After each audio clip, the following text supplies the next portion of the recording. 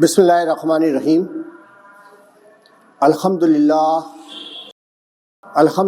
نحمدہ ونستعینہ ونستغفرہ ونؤمن بہ ونتوکل علیہ ونعوذ باللہ من شرور انفسنا ومن سیئات اعمالنا ومن یہدہ اللہ فلا مضل لہ ومن یضللہ فلا ہادی لہ ونشهد ان لا الہ الا اللہ وحدہ لا شریک لہ ونشهد ان محمدا عبدہ ورسولہ۔ قال اللہ تعالی فی القرآن المجید فاعوذ باللہ من الشیطان الرجیم بسم اللہ الرحمن الرحیم۔ سبحان الذی اسری بعبدہ لیلا من المسجد الحرام الی المسجد الاقصی الذی بارکنا حولہ لنریہ من آیاتنا وإنہ هو السمیع البصیر۔ صدق اللہ العلی العظیم۔ پاک ہے وہ اللہ جو لے گیا اپنے بندے کو ایک رات مسجد حرام سے اس دور کی مسجد اقصی تک، جس کے ماحول میں اللہ تعالیٰ نے برکت رکھی ہے تاکہ دکھا دے ان کو وہ نشانیاں جو وہاں موجود ہیں، اور بے شک اللہ سننے والا اور دیکھنے والا ہے۔ محترم مصلیان کرام، السلام علیکم ورحمۃ اللہ وبرکاتہ۔ اللہ تعالیٰ کا شکر احسان ہے کہ اللہ تعالیٰ نے پھر ہمیں یہ مبارک دن جمعہ کا عطا فرمایا اور زندگی عطا کی، توفیق عطا کی اللہ تعالیٰ نے کہ ہم اس کے گھر اس مسجد میں جمع ہو کر اس کی عبادت کر سکیں، اس کا ذکر کر سکیں۔ محترم حضرات، علامہ اقبال نے ایک بڑا خوبصورت شعر کہا ہے کہ سبق ملا ہے یہ معراج مصطفیٰ سے مجھے، سبق ملا ہے یہ معراج مصطفیٰ سے مجھے کہ عالم بشریت کی زد میں ہے گردوں، کہ انسان اور محسن انسان، کامل انسان، اس کے دسترس میں تمام زمین و آسمان ہے۔ محترم حضرات، رجب کا یہ مہینہ چل رہا ہے اور اس کے آخری دن چل رہے ہیں، اور قریب 27 رجب کا دن آنے والا ہے، اور یہ وہ دن گواہ ہے ایک بہت عظیم الشان واقعے کا، جو نہ صرف یہ کہ اسلامی تاریخ کا بلکہ انسانی تاریخ کا ایک بڑا عظیم واقعہ رہا ہے، کہ اس میں پیارے نبی صلی اللہ علیہ وسلم کو اللہ تعالیٰ نے آسمانوں کی سیر کرائی اور اپنی ملاقات کے لیے بلایا اور زمین و آسمان کی ساری نشانیاں دکھائیں۔ یہ پہلا اور آخری واقعہ ہے کہ کوئی انسان جو ہے اس طرح سے آسمانوں کی سیر کر کے اللہ تعالیٰ کے قریب پہنچ سکے۔ محترم حضرات، یہ واقع اسراء یا واقع معراج دو واقعات ہیں، لیکن یہ دونوں واقعات ایک ساتھ جڑے ہوئے ہیں، اس لیے اس کو واقع معراج ہی کہا جاتا ہے۔ واقع اسراء وہ ہے کہ جس میں آپ صلی اللہ علیہ وسلم مسجد حرام سے مسجد اقصی تک گئے اور وہاں انبیاء کی امامت کرائی، اور واقع معراج کہا جاتا ہے کہ مسجد اقصی سے پھر آسمانوں کے سیر کی، تمام آسمانوں پر گئے اور سدرۃ المنتہا سے آگے عرش معلیٰ تک پہنچے، اللہ تعالیٰ سے ملاقات کی اور پھر واپس لوٹ کر آئے۔ تو یہ دو واقعات ہیں، جس میں واقع اسراء یعنی مسجد حرام سے مسجد اقصی تک کا جو واقعہ ہے اس کا ذکر قرآن کریم میں کیا گیا۔ وہ ابھی سورہ بنی اسرائیل کی جو آیت میں نے پہلی آیت آپ کے سامنے پڑھی کہ اللہ تعالیٰ لے گیا ایک رات اپنے بندے کو اس مسجد حرام سے دور کی اس مسجد اقصی تک، اس کا ذکر، اس واقع اسراء کا ذکر قرآن کریم میں ہے۔ لیکن مسجد اقصی سے پھر آسمانوں کی سیر کا جو ذکر ہے اس کا ذکر حدیث مبارک میں ہے، اور احادیث میں بہت تفصیل کے ساتھ اس کا ذکر کیا گیا ہے۔ واقع اسراء کہا جاتا ہے بہت تیزی کے ساتھ سفر کرنے کو، رات کے وقت بہت تیزی کے ساتھ، اللہ تعالیٰ نے فرمایا کہ رات کے وقت بہت تیزی کے ساتھ سفر کر کے اللہ تعالیٰ اپنے بندے کو دور کی مسجد اقصی تک لے گیا۔ اور پھر معراج کہا جاتا ہے سیڑھی کو، تو اللہ تعالیٰ نے ایک سیڑھی کے ذریعے سے مسجد اقصی سے آپ صلی اللہ علیہ وسلم کو آسمانوں کی سیر کروائی، اس کو واقع معراج کہا جاتا ہے۔ اس کے پہلے کہ میں اس واقع معراج کے بارے میں چند باتیں آپ کو بتاؤں یا اس کا جو سبق یا اس کا پیغام ہے وہ آپ کے سامنے رکھوں، چند باتیں میں عرض کرنا چاہتا ہوں جو اس واقع معراج کے تعلق سے مخالفین نے یا کمزور لوگوں نے اعتراض کے طور پر اس واقعے کے بارے میں باتیں کہی ہیں۔ پہلی بات تو یہ کہ کچھ لوگوں نے یہ کہا کہ یہ واقعہ بیداری کی حالت میں پیش نہیں آیا بلکہ خواب کی حالت میں پیش آیا.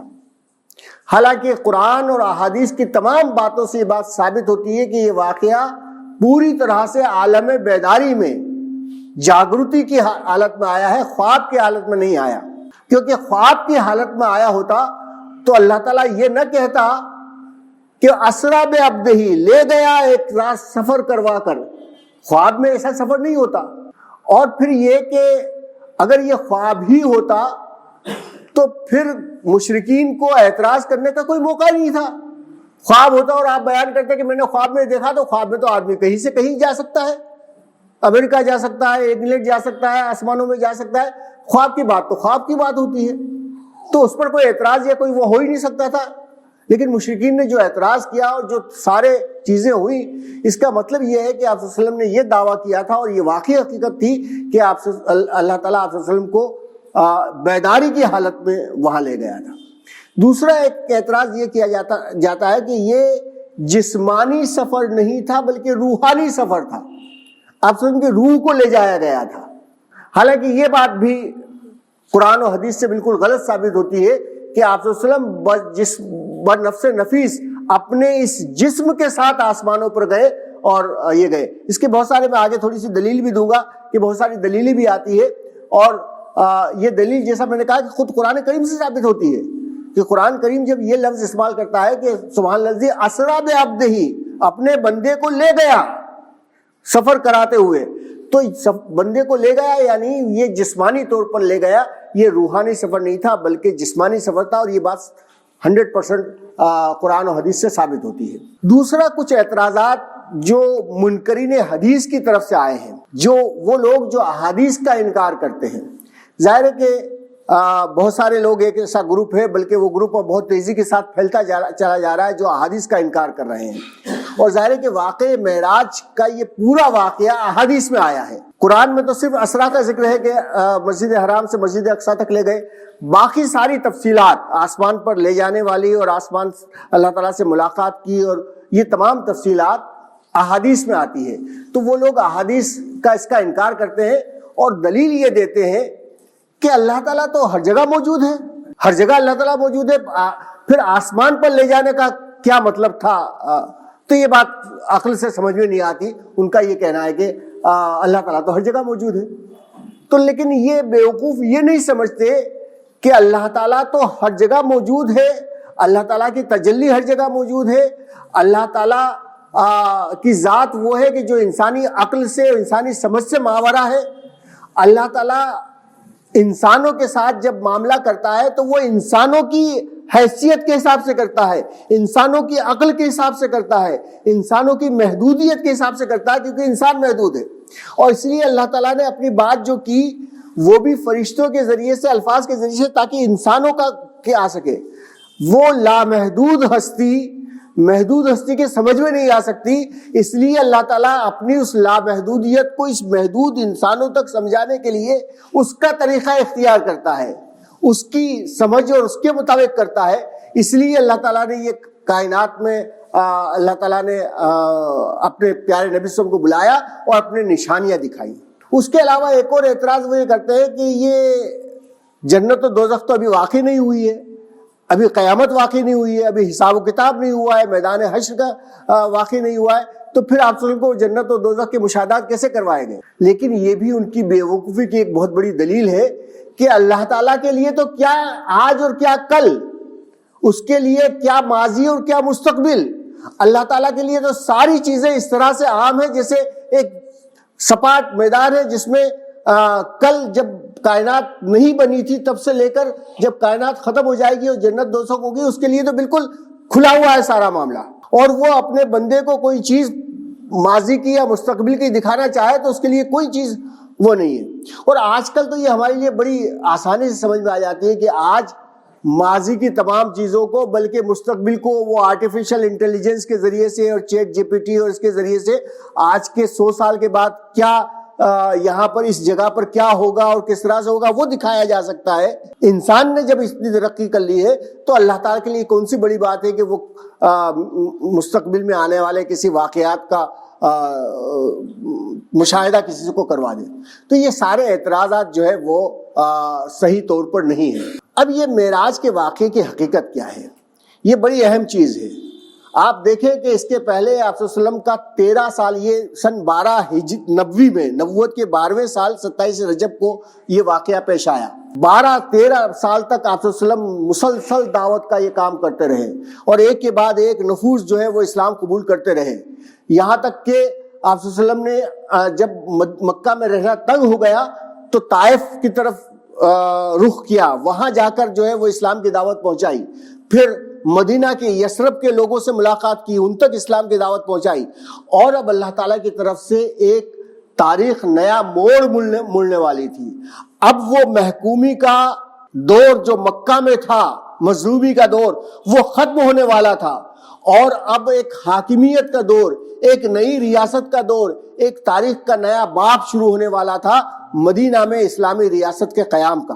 تو مکہ کے اس محکومی کے دور اور مدینہ کے اس ریاستی دور کے درمیان اللہ تعالیٰ نے اپنے اس بندے کو اپنی پوری کائنات کی نشانیاں دکھانے کے لیے بلایا اور کچھ خاص تحفے انہیں عطا کیے۔ یہ بالکل اسی طرح کا معاملہ ہے کہ جیسے پریزیڈنٹ کسی شخص کو کسی راجیہ کا گورنر بناتا ہے تو اس کو گورنر کے طور پر بھیجنے کے پہلے وہ اپنے یہاں بلاتا ہے اور اپنی تمام چیزیں کہ پورے ملک میں اس کا نظام کیسا چل رہا ہے اور کیا ہے وہ ساری چیزیں دکھاتا ہے، اور پھر اس کو بھیجتا ہے اس ریاست میں کہ اب جا کر وہاں پر تم میری نیابت کرو، میری اس کو ادا کرو۔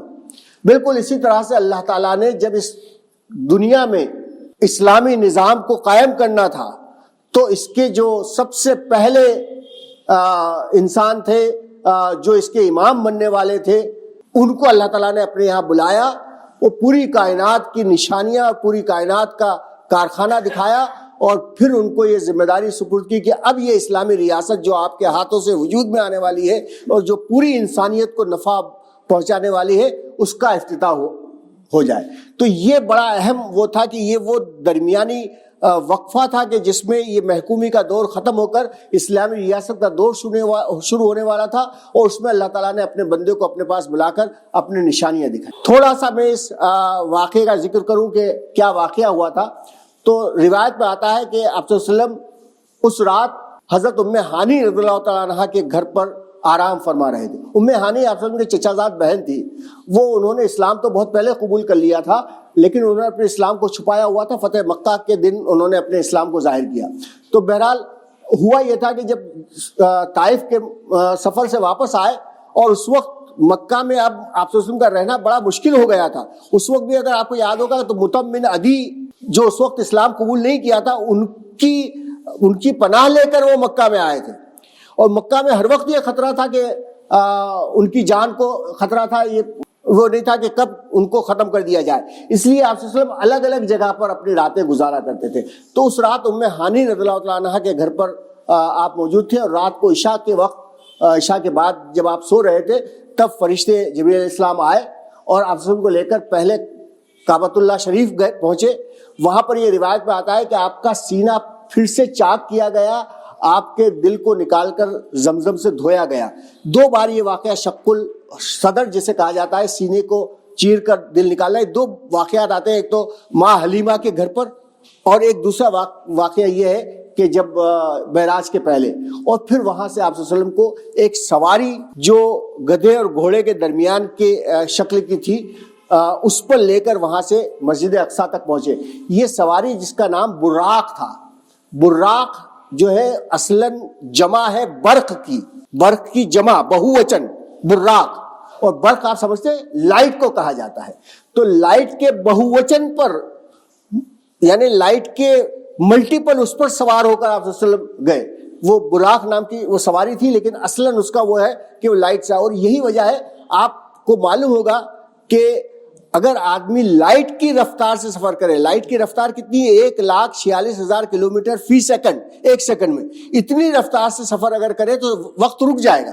آپ صلی اللہ علیہ وسلم اس سے تیز رفتار سے سفر کیا اور اسی وجہ سے وقت رک گیا کہ آپ صلی اللہ علیہ وسلم مسجد حرام سے وہ 600 مائل دور مسجد اقصیٰ تک پہنچے، پھر آسمانوں پر گئے، پورے آسمانوں کی سیر کی، واپس آئے اور وقت تھما ہوا تھا، رکا ہوا تھا۔ روایت میں آتا ہے کہ وہ کنڈی جو ہل رہی تھی دروازے کی، وہ ہل رہی تھی، بستر جتنا گرم تھا اتنا گرم تھا آپ صلی اللہ علیہ وسلم کے واپس آنے تک۔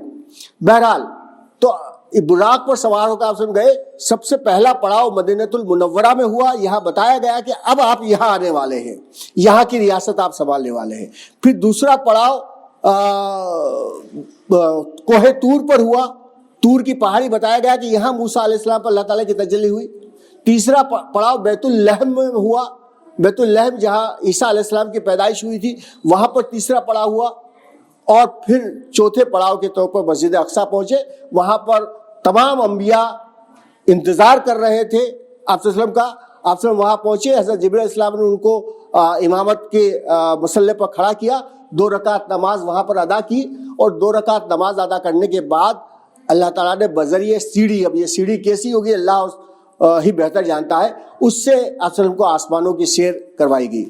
اور آپ صلی اللہ علیہ وسلم جو ہے وہاں سے پہنچے، پہلے آسمان پر حضرت آدم علیہ السلام سے ملاقات ہوئی، پھر دوسرے آدم پر حضرت یحییٰ اور عیسیٰ علیہ السلام سے ملاقات ہوئی، پھر تیسرے پر جو ہے وہ ہارون علیہ السلام سے اور موسیٰ علیہ السلام سے ملاقات ہوئی۔ پھر اس طرح سے ملاقات کرتے ہوئے 7ویں آسمان پر جس کو بیت المعمور کہا جاتا ہے، وہاں حضرت ابراہیم علیہ السلام سے ملاقات کی۔ اور اس درمیان میں آپ صلی اللہ علیہ وسلم نے ایک فرشتے کو دیکھا جو بڑا، یعنی چہرے پر اس کے بڑے سختی اور وہ تھی، حالانکہ باقی سارے فرشتے بڑے پرتفاق انداز میں خوشی کے ساتھ مل رہے تھے، لیکن یہ ایک فرشتہ تھا جو بڑا چہرہ اس کا وہ تھا غصے والا۔ اب ہم کہا یہ کیا ہے؟ کہا یہ جہنم کا داروغہ ہے۔ آپ صلی اللہ علیہ وسلم کو پھر جہنم دکھائی گئی، جنت دکھائی گئی، تمام معاملات دکھائے گئے۔ پھر بیت المعمور سے یعنی جہاں حضرت ابراہیم علیہ السلام سے ملاقات ہوئی اس سے آگے چلے آپ صلی اللہ علیہ وسلم حضرت جبرائیل علیہ السلام کے ساتھ، تو ایک مقام تھا سدرۃ المنتہا۔ سدرہ کہا جاتا ہے بیری کے درخت کو، بیری کا جھاڑی آپ نے دیکھی ہوں گی، لیکن اب یہ بیری کا درخت کیسا تھا یہ اللہ ہی بہتر جانتا ہے، کیونکہ قرآن میں اس کا لفظ سدرہ آیا ہے، یعنی بیری کا درخت۔ وہاں پہنچ کر سدرۃ المنتہا آخری پڑاؤ، وہاں جبرائیل علیہ السلام نے کہا کہ اب اس سے آگے میں بھی نہیں جا سکتا، میری رسائی بھی اس سے آگے نہیں ہے۔ آپ صلی اللہ علیہ وسلم اس سے آگے گئے اور وہاں عرش معلیٰ پر اللہ تعالیٰ سے بات چیت کی، تمام راز و نیاز کی باتیں ہوئیں، اور آپ صلی اللہ علیہ وسلم کو کچھ تحفے عطا کیے گئے اور وہ لے کر آپ صلی اللہ علیہ وسلم واپس آئے۔ جو تحفے عطا کیے گئے آپ صلی اللہ علیہ وسلم کو، اس کے بارے میں علماء کرام اور محدثین نے یہ بات کہی ہے کہ سب سے پہلا تحفہ تو 5 نمازوں کا عطا کیا گیا۔ اصلاً تو یہ نمازیں 50 نمازیں تھیں، لیکن جب یہ لے کر آئے تو موسیٰ علیہ السلام نے کہا کہ آپ جائیے پھر اپنے رب سے کہیے کہ 50 نمازیں تو میں جانتا ہوں کہ میری امت کو میں جانتا ہوں، تمہاری امت بھی 50 نمازیں دن میں نہیں پڑھ سکتی، جاؤ اس کو کم کرواؤ۔ آپ ہم گئے، پھر کم کیا، پھر واپس آئے، پھر کہا کہ نہیں 40 نمازیں بھی نہیں اور کم کروا، 30 نمازیں ہوئی، 20 نمازیں ہوئی، 10 نمازیں ہوئی، 5 نمازیں ہوئی۔ پھر موسیٰ علیہ السلام نے کہا کہ نہیں 5 نمازیں بھی نہیں پڑھ سکے گی تمہاری امت، اس سے بھی کم کرواؤ۔ آپ نے کہا اب مجھے شرم آتی ہے واپس جانے میں، تو وہی 5 نمازیں۔ لیکن اللہ تعالیٰ کی طرف سے یہ ہوا کہ یہ 5 نمازیں بھی اگر امت پڑھ لے گی تو 50 نمازوں کا ثواب اسے مل جائے گا۔ تو یہ پہلا تحفہ تھا جو آپ صلی اللہ علیہ وسلم معراج کا لے کر آئے۔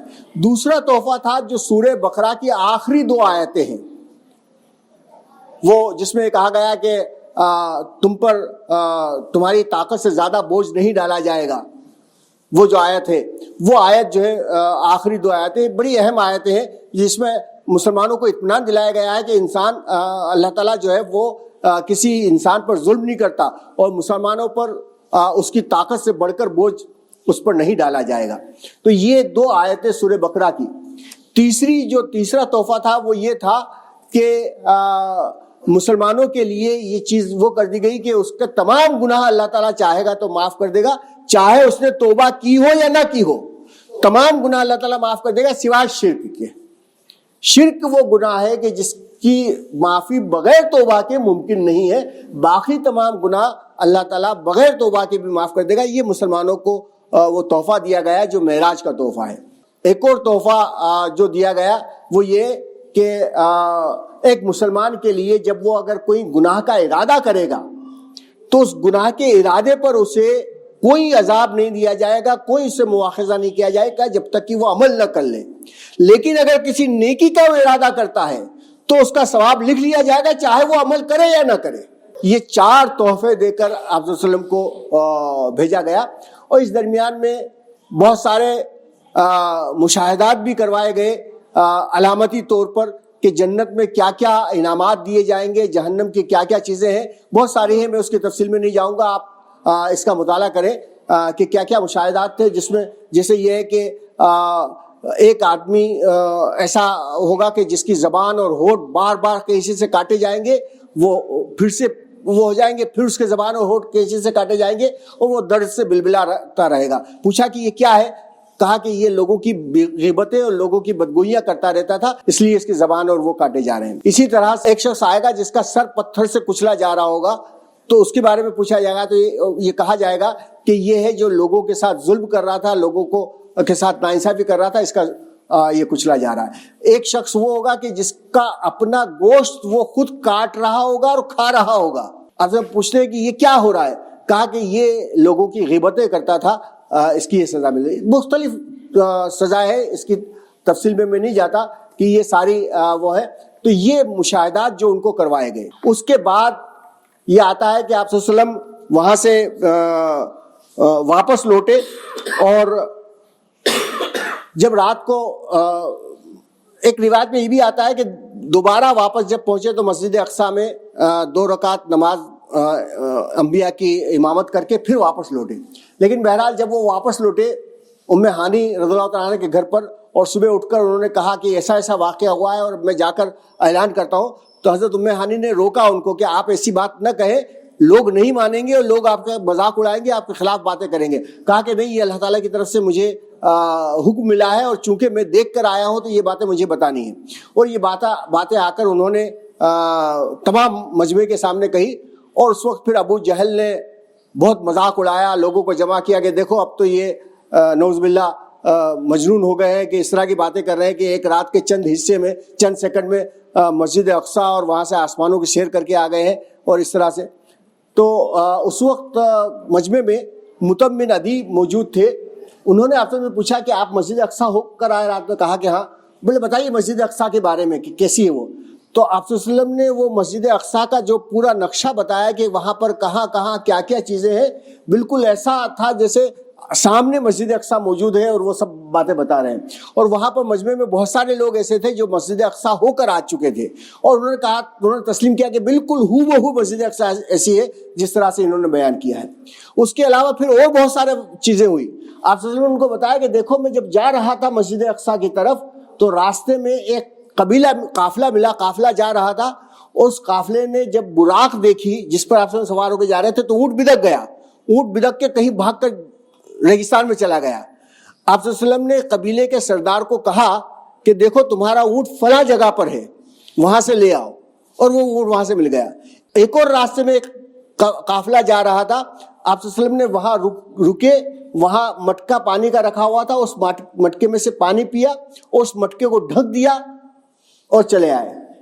یہ دونوں واقعات بتائے. اور اسی درمیان میں وہ دونوں قافلے وہاں پر پہنچے، اور ان دونوں قافلے والوں نے اس بات کی تصدیق کی کہ ہاں ہمارے ساتھ بڑا عجیب واقعہ ہوا کہ کوئی عجیب سی چیز نکلی تو ہمارے اونٹ بدک گئے. ایک اونٹ بھاگ کر گیا تو ایک صاحب آئے، انہوں نے کہا کہ تمہارا اونٹ فلاں جگہ پر ہے، اور وہی جگہ پر مل گیا.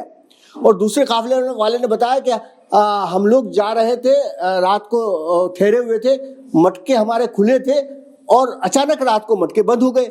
تو یہ ساری گواہیاں اس بات کی مل گئی کہ آپ صلی اللہ علیہ وسلم بنفس نفیس وہاں سے گئے اور مسجد اقصیٰ کی سیر کی، اور وہاں سے پھر آسمانوں کی سیر کی، اور وہاں سے واپس آئے. بہت ساری اور تفصیلات ہیں اس سلسلے کی، لیکن چونکہ وقت کم ہے تو میں بہت زیادہ تفصیلات میں نہیں جاتا.